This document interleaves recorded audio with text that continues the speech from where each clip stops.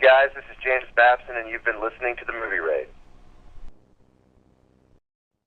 It's time for the movie raid, and tonight's victim is actor James Babson, who's played in Hellboy, played Solomon Kane. What's going on? So, what have you been doing the past few weeks? Well, these days, auditions, man. Just hitting the audition scene.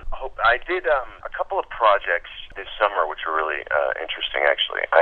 Back in February, I was in Prague in the Czech Republic for 2 months doing a film called The Last Nights, starring Clive Owen and Morgan Freeman, and that was a blast, man. Directed by Kaz Kiria, who's just a badass director, and very visual, very cool stuff. Kind of an action-adventure movie. And after that, I did a really cool short by a director named Neil Sandilands called Germination, which was sort of a semi-political take on the Monsanto situation for this short film festival. And that made the rounds, and yeah, that was very cool. I did a pilot presentation for this project called Nasty Girls, where I play a warden in an all-female prison, and I'm like trying to train these chicks to like dance. I'm like a closeted choreographer, so I'm trying to like teach these women discipline through dance. Basically, like, you ever see those like Thai prison like videos where like they're like making prisoners do like dancing and choreography for like as like a form of discipline? Have you ever seen those like online? Yeah. They're pretty hilarious. I have. But yeah, so like it's kind of spoofing on that a bit, and that's the total ridiculous comedy. And we're kind of in the process of seeing like where that's going to go. We shot like a pilot for that, and that was probably that was at the end of the summer, and then just auditioning and doing some voice work, and do like a lot of like Japanese video games and stuff like that. So when I'm not doing the on-camera stuff, I do like to do voiceover work as well, and for commercials and stuff like that, just to kind of keep everything moving. But yeah, I've had a couple of fun. It's been an interesting year, actually. A lot of creative projects. It's been interesting. It's been good. Before playing a role, what would you expect out of the performance, or at least hope to expect? I think preparedness is key. Whatever you're walking into, whether it's a low-budget short film, whether it's an $80 million big-ass movie with tons of movie stars and stuff like that. When in doubt, just prepare, because when you're on film sets, you don't get a lot of rehearsal time. I come from a theater background, and you've had weeks to develop a character, to work with the director, production designer, costume designer, to really build piece by piece the character. So by the time you are ready to take off and do it live on stage, you've got all the pieces there, and then you just kind of fly, like it's like fucking jumping out of a plane. On a film set, you can show up and they could change all your lines on the day, and you have one camera rehearsal, and then you go. So I think the key is to get a real sense of character and do your homework. So by the time you get to set, you're there. And, when I started having an opportunity to work alongside well-known actors, some, icons and stuff, and sometimes, on a couple occasions, like kind of like heroes of mine, I was fucking nervous, like, how do I do this? And it's like all you do is just match their energy, Like if you've got a scene with John Connery, or you've got a scene with whoever it is, if you're nervous in any way, you just got to, your acting partner is always giving you something, and the idea is to just match it and to play ball with it. It's like a tennis match. So I think that in regards to that, I think that's what all you can really expect is to just be present with the other actor and listen to the director. And if you're not the lead role, you don't get a take two. You do it once and that's it. So maybe twice, and they're moving on, and then later, and they're not focusing on you so much sometimes, and so it's only in the editing room when they're going, oh fuck, that was pretty good, or that didn't work, or whatever. So you really got to be keen, man. You got to be really, really sharp when you hit that set. Yeah, and sometimes actors treat it as purely just a job. Well, it is a job, yes, but yeah. But as far as playing the character, they just do the character and that's it. Yeah, I mean, I think like any art form, there's just different types of people do it for different types of reasons. There are people who could give a shit about the creative process at all. They have a look, they can memorize lines, they can walk and hit their mark, and they make great money, and they don't even really think about it. And there are actors who are, in 99-seat theaters, or, in LA and New York and Europe or wherever, who are just doing it for the sake of doing it. And some of the most creative things you've ever seen are done in those places, and done by actors you'll never hear of, ever. It's just for the love of the game. And so, I went to drama school, and spent years developing a methodology towards like approaching acting work and having an opportunity to break down scripts and script analysis and character development and movement and voice. And for me, that's what I love, man. And so even if it's one scene where you're running through an alley, a fucking, running down the street screaming for your life and getting killed or whatever, like some phrase, you gotta be believable, because that's the thing. See, I have a hard time relating to actors who don't approach it in some sort of creative way. I don't know, you have to be believable, in any scenario. And to me that takes some skill and some clarity. But, some people are just really natural at this kind of stuff, and they don't overthink it, and they just do it, and good for them, I mean, but I kind of try to, get in, do my homework, and so when it is time to roll camera, I'm ready to go, Yeah, even if it's as little role as just being in a crowd, playing as an extra. If you're in a crowd, if you're playing like shopkeeper number 5, you got to be as good as Al Pacino in that scene. And you got to, here's your change, sir. You got to, whatever your line is, you cannot stand out in any way. You're not supposed to stand out, but you're supposed to be good enough to just match the energy of the room and the believability of the scene and the scenario. And so those little parts are really hard to play. It's a lot easier to have a nice big speech, because you break it down into bits and you build an arc, and you have a roadmap, right? And so you're helped along by the text and by the character that you've developed. But when you have these little bits, and I've done a lot of them. I've done a lot of like little, just hey there, like whatever, and they're easy to fuck up. Believe me, it's like they're not. Those are tricky, and so you gotta be a lot of it's like anything. It's like when you watch sports and you see these athletes who just make it look so damn easy, and you go out there and try to do it, and you fall on your ass like instantly. Like a lot of people and film fans too, like people who want to get into movies, like, oh man, it looks so much fun, and I just want to run, jump around and jump on set and play a character. I'm like, well, good luck, man, because there's a crew. There's a script, there's marks to be met, there's, you've got it. It's a whole other thing, which is quite challenging. And I think it's our job as film actors to be present and to be dexterous. You got to hit your mark and do all this kind of shit that has nothing to do with, your inner life as an actor. It's all kind of like technical stuff. And that's challenging. It's harder than it seems. I think to do it really well, I think it takes a certain skill set that I'm humbled by and always challenged by, actually, Brings back to the whole rock star scenario. It's like they want to do this and this and assume they're going to get lots of money. Well, that becomes a bigger challenge with these other companies. Even if it's a upcoming independent company, you never know what you're going to get into first. Right. Nobody sets out to make like a piece of shit.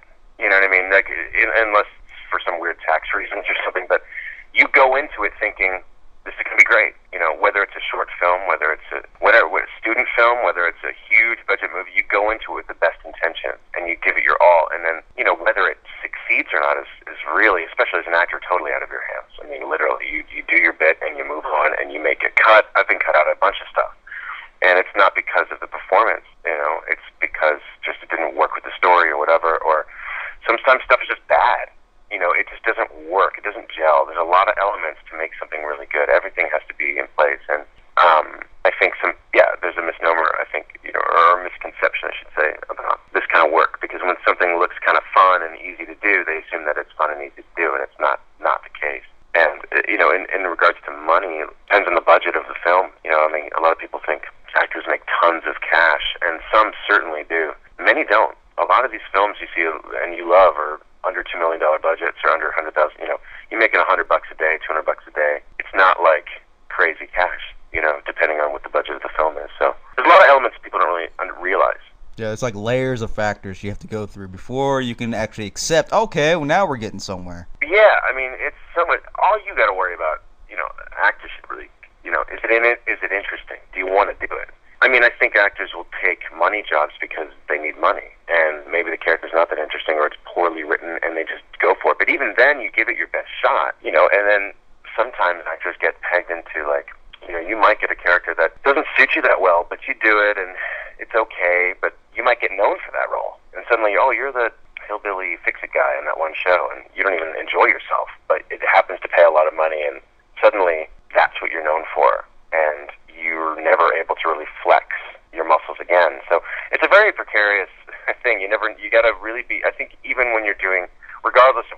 choosing to do as a project, I think you should always ask yourself, like, is this something I want to do? Is this something I can do well? Is this something that suits me? Be careful what you wish for. You know, bad acting is just, it's not being believable. You know, you can look at people would, you know, rag on certain actors from certain movies and saying they were terrible. It's like, they just weren't believable, and maybe they didn't have the time, they didn't take the time to work on it properly, or they thought they could do it well and they didn't, and it was too late to recast them, and they, you know, you get stuck. You got to be really careful, because that lives forever. Your performance lives forever on film, and people can always reference it and bring it up, and it can really bite you in the ass. So for actors, I think that you should be really mindful of the choices you make and the characters you decide to play. Yeah. Because it's there, man. It exists. And, you know, it's not the end of the world. I mean, you have, even the best actors alive have done some stupid shit. You know what I mean? You can't, if the writing isn't good, it's almost impossible to make it good. It really is. It's almost impossible, actually. But you've been in television as well. Yeah, I've done a bit of TV. I haven't done, I've done mostly features. I had a bit on NCIS LA last year, LL Cool J and Chris O'Donnell playing this, like, medic. And then I did an episode of Monk where I played this, like, obnoxious Broadway actor, which was kind of fun to, like, have an opportunity to play, like, a real cheeseball. I had a small bit in this show called Traffic Light that's no longer, where I played this, like, British head of security. Yeah, I've done that, and I've done a lot of, like, TV movies. I played Rudolf Hess in this Hitler movie about 9 or 10 years ago with Robert Carlyle, and that was one of my first film experiences. That was for TV, that was for CBS, and that was amazing, man. I mean, just to have an opportunity to play that guy who's, you know, such a sort of notorious figure in history, and just that whole, and even just jumping into the world of, you know, in 1920s, 30s Germany was wild, man. I mean, absolutely wild. You know, we'd be walking down the street, and the whole town square we're shooting in the Czech Republic was blocked off with swastikas and stuff like that. And it's just like, holy shit, man. It becomes very real when you're doing period pieces, and I've had an opportunity to do a lot of them. It really makes the world come alive, you know, when you get to see, like, the magnitude of, you know, the production design. It really makes it believable. It really helps as an actor, too, because it's as real as it's gonna get, man. I mean, next to the real thing, you know. It's, you know, you've got buildings draped in, like I said, swastikas, and you've got all the period, you know, set dressings and costumes, and, you know, working with Robert was amazing. He's just an incredible actor, and really underrated, I think. To me, I just think he's one of the best. So that was like my first TV experience, actually. And, yes, fantastic, really excellent guy. He did an excellent job playing Hitler. Well, based on your experience, is it actually a better benefit for you working in the television compared to film? I'd love to do TV and more of it. I don't really get asked to do it, and I that much. I certainly audition for it, and sometimes I get it, sometimes I don't. I mean, the money is drastically different. The money in television is excellent. And again, depending on your, you know, marketability and marquee value, generally if you're making SAG scale, you know, you might make, you know, $1,000 a day or something like that on a movie. But if you only have 5 days of work, you know, that's what you get, right? And then there's some residuals that come with that. Whereas in TV, you know, your guest star, you're making $4 or $5 grand a week. If you're a regular on a show, you're making at least 30 a week or per episode. You know, so it's just, the money is amazing. So I think a lot of actors are drawn to television because it's steady work, and you get to, you know, whereas a film, you've got, you know, let's say sometimes 1 month to 6 months or more of shooting, and that's it for 1 2-hour film, 2.5-hour movie. And whereas in TV, every week you get to jump up and just work all the time. They make these little mini movies, you know, all the time. And so it's regular work. It's great. It's just great to be able to flex and to work that consistently and make money. I think it's a goal for a lot of actors these days to, you know, be on a show. It's steady money, man. Whereas film is, I like the process of film. It's a slower process, and the single camera kind of setups, and I like it. You know, I like the kind of speed and pacing of film a lot. But yeah, TV is something I'm more than open to. You know, it's everybody needs a paycheck. You know, yeah. And there's great TV, man. There's excellent stuff on TV. I mean, look at, you know, Breaking Bad, the phenomenon that's become, for instance, where that's just a dream. Fantastic, you know. Orange is the New Black is a great show. I have some friends who write on that, and I've had a great experience with it. And that's, I mean, you can't really ask for more. I mean, you're doing creative work for a great paycheck, and to millions of people who can appreciate what you're trying to do, and to, and with the fan support, it'll help you be marketable for more work, right? You need that audience. You need to build an audience. And so, I mean, there's some really exciting things happening in TV, especially because of the popularity of streaming and kind of quote-unquote binge watching and all this kind of jazz and stuff on Netflix. There's many more markets and outlets for people to watch. People are watching movies on their iPhones and watching TV on their iPads and whatever. The formats has changed, and so there's an ability to get out there. Yeah, everything's all digital. It's all out there. Just a lot more shows out because of it. They're not tied to just the network stuff or just a few cable channels, So there's more, in a way, there's more work, but there's also more actors. I mean, out here in LA, you've got people from all over the world trying to get in on it. So it's highly saturated. But yeah, man, there's a lot of exciting things going on in television. Actually, excellent things going on. So right now, there's some really great movies out right now, but a lot of movies that come out just suck, man. So it's people are more excited to just stick with the characters they know and appreciate on TV, actually. Yeah, and sometimes well-known actors that have been in film for, let's say, for example, 20 years or more, sometimes lose between themselves and the character they play. Like, you just see the person, not the actor that's playing the character. It's just total immersion. I mean, if you watch Bryan Cranston, it's like a master class in film and camera acting. And watching someone like all those actors in that show, just really, because they have weeks and weeks and weeks to build the character like in theater, but it's for months and sometimes and years. So they really, they really dig in. It must be a complete thrill for those actors to be able to have that opportunity, because then in turn it makes it more believable and exciting, and which in turn makes audiences really dig it, and they believe it, because people, for whatever reason, we want to see ourselves on that screen. People want to see believable characters. They want to get lost in that world, and that is the duty of an actor, is to bring that writer's words to life, and to really, allow the audience in, and to kind of lose themselves, and on a great show, you really do it, you do it. And so yeah, it's great. I think it's an exciting time, actually. It's kind of like an off and on thing, or a balance thing. Like, they want to mainly go to television because it's so booming now, with, like you said, with these great shows, and there are a lot of great shows on there now. And then compared to film, it's like all these films, they come out and then they go bomb.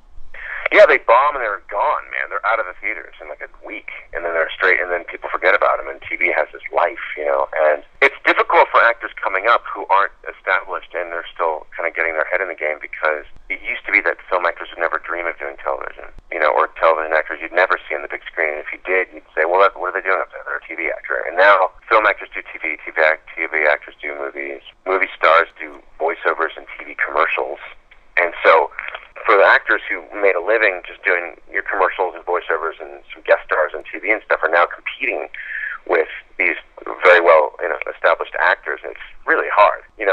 So it's, in a way, it's hard, becoming more of a challenge for your kind of typical jobbing actor who may or may not set out to be some massive movie star, but they want to work regularly, and now they're up against George Clooney or Sean Penn for a guest star on something. It's like, what, so there's a lot of opportunity, but there's also, like, once you've established yourself as a well-respected actor, you've got offers all over the place for every type, for all mediums of entertainment, and as far as like film and TV and voiceover go, and commercials go, that's the downside in a way for many of us who are kind of still keeping our heads in the game.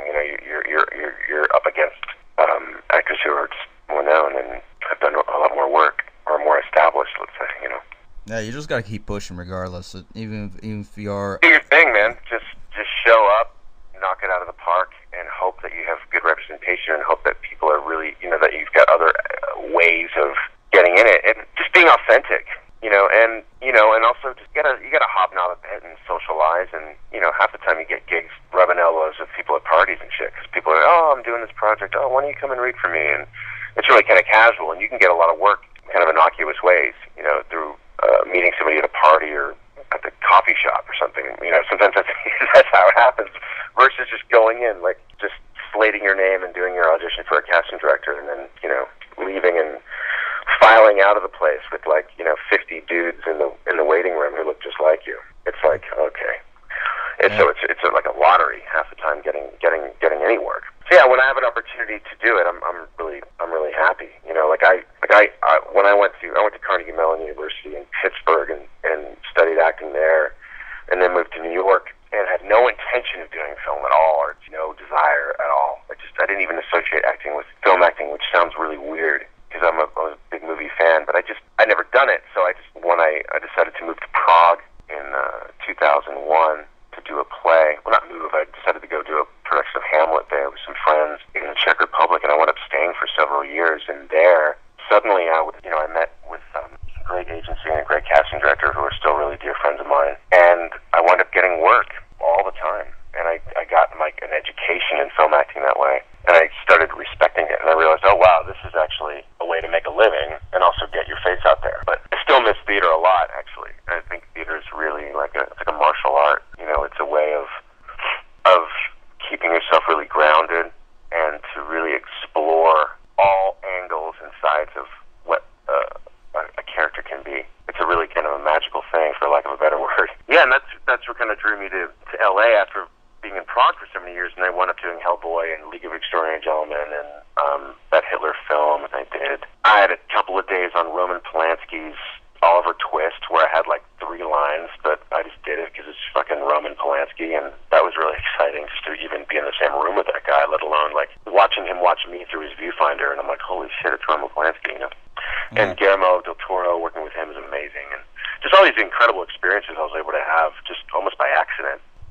Having been out in LA now about 7 years, it's like, oh shit, it's back to kind of reality where the competition's much harder, and there's just so many other actors trying to do their thing that it's, you got to really, really, really, really keep focused on it, because the theater thing, I know some excellent actors out here who do a lot of theater, and there's a lot of great stuff in LA, believe it or not. Some people like to think that there's not much going on out here, but there's loads, but it's just, there's no money in it, man. There's no money in it. And so you got to make a living. You have to make a living somehow. And so yeah, when it comes to these films, when they use massive budget, billions of dollars for this film, a lot of them will do this, and then a lot of them will go just bombed. And the question is, have you ever gone to a theater and put yourself watching the film and see your own perspective view on this matter? Have I watched a movie that I'm in, you mean, or? You go to see any movie that you are interested in and see yourself as to why these films have such a big budget, but yet they either lose money because of lack of story or lack of time. What's the why doesn't it work, you mean? Yeah, because you're putting yourself, when you're watching the film, you are the critic instead of the actor, on the other side of the screen. Yeah, I'm just a fan like everyone else, I go to the movies to get blown away, and, and I love movies like The Next Guy, and the only time I'm weird about watching a film is when I'm in it, because I was there a lot of the time, and I know all the mechanics. It's hard to kind of suspend my disbelief when I'm seeing something I've done, but sure, man. I watch movies, but I watched 42, for instance. I don't know why I went to do that, but I went with some friends at Jackie Robinson film, right? And we were all laughing through the whole damn thing. And some people loved that movie, but it was just so kind of corny, and it was too on the nose. It was too sentimental, and my thing was the writing. It was like a movie of the week or something, where it's just not that interesting to me. And what a fascinating guy, what a fascinating history. Race relations being what they were, and just the whole history of what that man had been through. And I'm watching this movie, and the actors are fine. Harrison Ford was really interesting, but I was just like, what the fuck is this? And it was just, there was no heart in it. So for me, that was just maybe the writing, and just and the direction. And that's just my opinion. Some people might think it was the best movie they've ever seen. What do I know? It's just my opinion. It left me kind of cold. I didn't really give a fuck. I think different things will take different people out of the film. I don't pay a lot of attention to film critics because, I'm curious about it. I think we need critics, and I'm not against critics, but, I've been in films that I thought were hilarious that critics hated, and I'm like, what's their deal, man? It depends on, where you are that day. What did you eat that day? Did you have a fight with your girlfriend? As audience members, we bring our own issues to the table as audience members. As when we're watching it, it's filtered through something. you might be in the mood to really want to like something, you know, so you're more forgiving. You might be kind of in a pissy mood, and you think, oh, this is probably going to suck, and so you're watching this movie thinking it's probably going to suck, and it probably will. Yeah. So I think there are different reasons why things work, and I think sometimes there's a pile-on effect where a bunch of reviews come out for a film, and it's pretty negative, so everyone else jumps on that bandwagon, and everybody else, they go to see the movie just to see how bad it could be. And so it becomes kind of a snowball, like a psychological effect, and it's hard to really know what is working and what isn't working. Yeah, because they'll read the review as like, oh, did you hear it? It sucked. Did you see it? No? Oh, why don't you go see it and see what on your opinion about it, rather than reading what everyone else says.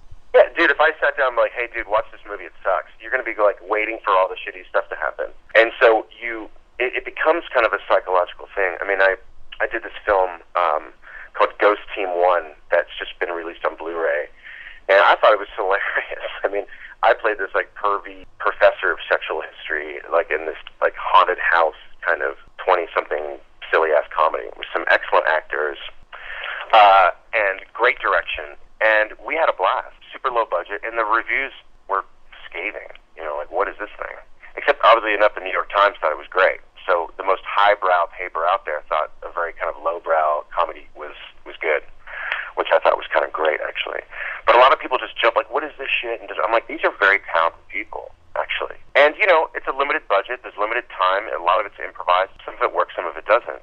But the actors I thought, were really talented, and it was really silly, and I had a great time. So, you know, what do I know? You know, who knows? I mean, you never know why people don't like things, and I think it becomes it's like a contagious thing where people start ripping on something and everybody just rips on it, you know, and because it's so easy to be a critic. And I'm like, how many movies have you know, these film critics made, you know? And so it's an interesting question you're asking, because, you know, why does something work and why it doesn't work? I mean, it's usually if there's really good writing, it's a total ensemble. It's an ensemble piece. You know, director is only as good as his DP, only as good as his production designer, costume designer, grip, electric, you know, actors, producers, line producers, you know, everything. There's so many elements that go into making a film, and so when it really does work on all levels, it is amazing. And I think it's almost a miracle, actually, because there's so many other factors at play. But there can't be a disclaimer at the end of a movie. It has to just, ultimately you're asking people to pay money, so it should deliver.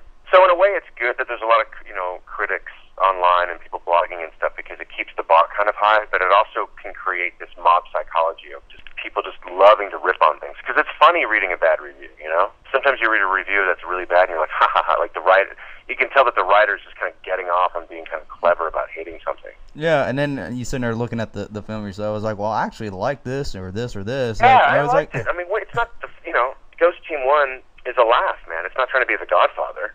You know, it's about a couple of dudes who try to get in this girl's pants by pretending their house is haunted because she's really into ghosts, and they make this whole documentary about it, and it turns out their house is actually haunted by like a 19th century prostitute, and it's this whole like stupid.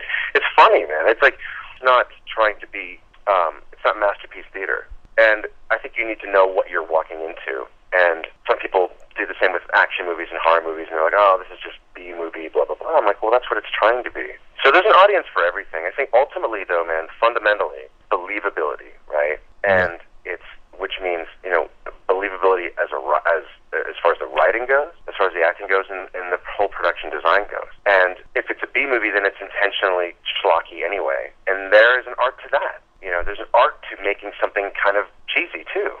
Sometimes there's just some terrible shit out there that just, you know, troll too. Yeah, like they just throw it in there. Hilarious flops that just become kind of iconic films. Yeah, there's so many out there. Yeah, they just throw it in there. Because they're so bad, and that's fun too. I mean, it's like music, man. There's a song for every occasion. There's a movie for any occasion. You don't have to be locked into. I get mystified when people get locked into like, oh, I like one genre. I'm this guy or that guy. I'm like, well, I'm not always in the mood for a horror movie. I like horror movies; they're fun, but I'm not going to watch that shit every day. That's almost psychotic. It depends on your mood. It depends on what I think you should be able to watch anything and appreciate it, actually. Yeah. I feel that way about music as well. But, you know, or art in general. It's like, what's your mood that day? And that will affect how you appreciate something. And, you know, unfortunately for filmmakers, especially first-time directors who put a movie out, their reviews will make or break that movie. And a huge reviewer that's really well-respected might have a shitty day that morning and wake up and go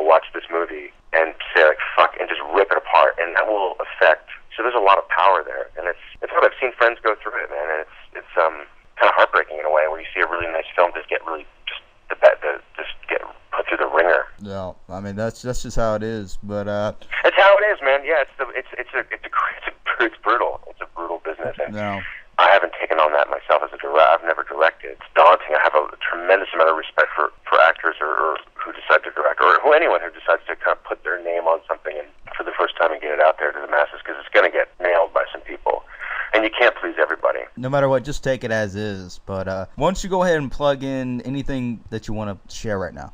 Oh, okay.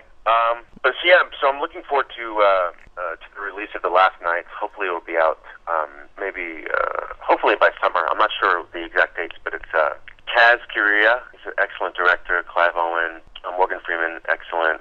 Some great supporting actors from all over the world, actually. It's a really eclectic cast. We have Italian, Iran, British, New Zealand, American. I mean, actors from all over the place. And it's a really fun action-adventure movie set in sort of a fictitious, 17th century landscape, European, and a tale of redemption and typical kind of morality tale. I think it's going to be a lot of fun. So hopefully you guys out there will enjoy it when it comes out. And there you have it, is James Babson, actor.